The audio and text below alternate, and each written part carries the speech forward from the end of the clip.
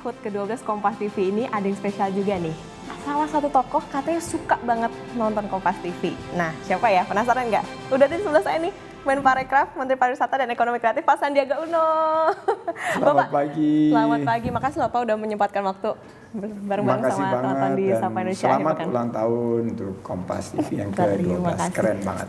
Pak Sandiaga katanya suka nonton Kompas TV. Sesuka apa sih Pak? Program apa coba yang Bapak paling suka nih? Kalau pagi itu kan suka lihat Sapa Indonesia Pagi. Sapa Indonesia Pagi. Jadi itu berita-berita yang terkini. Suka banget sama Rossi, itu salah satu favorit saya. Tapi ya favoritnya Sapa Indonesia Pagi. Sapa Indonesia Pagi paling menarik ya Pak ya. Nah biasanya kan suka ada dialog nih Pak. Kalau Pak Sandi, sukanya topik apa sih yang dibahas? Topik yang sering saya nikmati ini tentang ekonomi, terutama berkaitan dengan, kan jarang TV yang membahas ini dari aspek pembuatan kebijakan berlandaskan pemikiran teknokrasinya. Jadi Kompas ini selalu menghadirkan narasumber-narasumber itu yang memberikan pemikiran yang sangat konstruktif dan bukan hanya asal debat gitu terus naikin rating gitu, tapi juga menambah wawasan ilmu tentang ekonomi, baik dari ekonomi klasik maupun ekonomi modern, terutama mengenai kewirausahaan dan penciptaan lapangan kerja, pemberdayaan kepada UMKM, ekonomi emak-emak, ekonomi hijau, baru terbarukan, karena sekarang green ekonomi ini banyak diminati oleh anak-anak muda dan tampilannya sangat Gen Z banget, terutama kalau kita lihat bagaimana Gen Z ini juga menginginkan bahasan yang renyah dan bisa dikunyah secara ramah terhadap isu-isu yang kita lihat di dunia perubahan iklim, juga peluang-peluang usaha di bidang pangan dan energi. Sebetulnya menurut Pak Sandi, seberapa penting sih Pak televisi untuk bisa memberikan informasi buat masyarakat? 67% dari rakyat Indonesia mendapatkan informasinya dari televisi, dan saya pantau Kompas TV ini share-nya terus meningkat, apalagi setelah digitalisasi. Jadi saya ingin betul-betul terkoneksi dengan apa yang masyarakat dapatkan informasi. Jadi saya biasanya bikin kopi kan pagi-pagi, saya manual brew sendiri tuh, terus nyiapin makan pagi bareng sama Mbak Nur, saya selalu nonton TV.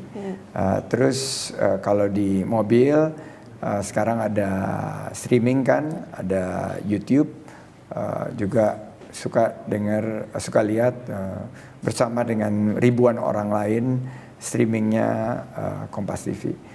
Juga kalau di kantor itu ada media monitoring room di mana semua TV ada, dan pasti Kompas TV juga ada di situ karena sajian berita-berita juga yang berkaitan dengan pariwisata dan ekonomi kreatifnya itu lengkap. Nah ini harus kita sempatkan, paling tidak screen time saya untuk TV itu ada dalam keseharian saya supaya saya juga mendapatkan informasi terkini apa saja yang masyarakat kita sekarang tonton, apa saja yang masyarakat kita sekarang konsumsi, terutama saya juga melihat iklan-iklan, karena ini kan subsektor periklanan, subsektor televisi ini ada di bawah lingkup Kementerian Pariwisata dan Ekonomi Kreatif. Ekonomi kreatif dan pariwisata ini sangat bersinggungan dan bersinergi, dan capaian lapangan kerjanya itu 6 kali lipat dibandingkan sektor-sektor lainnya. Oke, suka banget katanya sama Kompas TV, suka nonton juga tiap pagi. Saya mau tes, Bapak tahu nggak sejarah Kompas TV? Saya baca Kompas dari saya kecil ya, dari SD. Dan selalu ingat Hati Nurani Rakyat itu ada. Dan langganan Kompasnya sampai sekarang. Sampai hari ini saya masih baca Kompas cetak. Yang dilanggan, yang masih menjadi pelanggan tuh orang tua saya, jadi masih baca Kompas. Saya setiap kali ke rumah orang tua saya baca Kompas, walaupun itu satu-satunya koran cetak yang saya baca. Nah, 2011 kan Kompas launching Kompas TV. Awalnya itu saya memantau bahwa yang menjadi tayangan itu lebih ke dokumenter, tentang sejarah, tentang budaya, seni, travel. Dan saya enjoy banget gitu loh. Semenjak sahabat saya Rossi gabung 2015, secara perlahan namun pasti Kompas mengambil posisi untuk menjadi TV berita. Dan berita yang paling breaking waktu itu Kompas TV selalu yang membawa.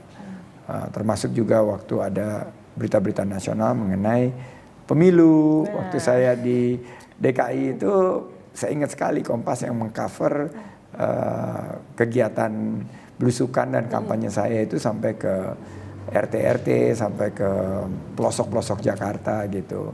Berbicara sama emak-emak, sama UMKM, sama anak muda. Nah saat di 2018 kampanye Pilpres, itu Kompas sudah dominan menjadi TV berita. Dan sekarang di ulang tahun yang ke-12, Kompas telah menjadi referensi yang independen dan terpercaya. Hits lah ya Pak, ya bisa jadi waktu pemilu kemarin kayaknya tiap hari ada Pak Sandi nih di Kompas TV. Nah Gitu ya? paling suka Pak Sandi jadi narasumber program apa kira-kira? Saya nggak akan pernah lupa di Rossi, itu di Rossi dan di Rose sama Rossi.